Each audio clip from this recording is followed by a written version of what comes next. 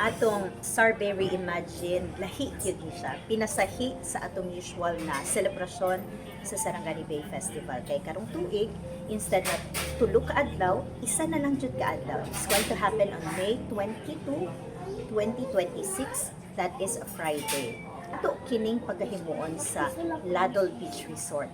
First time nato ni conduct sa Ladol kay naanda naman din nato na naata sa kumasaglan. This time kay tungod sa atong krisis na ginaatubang, atong gibuhat na mas simplified ang atong programa pero naka-focus sa atong advocacy, which is the I Love Clean Survey. O gusto nato mapalik yun ang unsa gyud ang pinakatumungan na naatay sa Sarangani Bay Festival, which is the care for our environment. Ato yung ampingan ang Sarangani Bay. Kaya dinha nato ginakuha ang atong panginabuhi, ang atong provision, and syempre kana protection po na sa atoa kung atong ampingan ang atong kinaiyahan.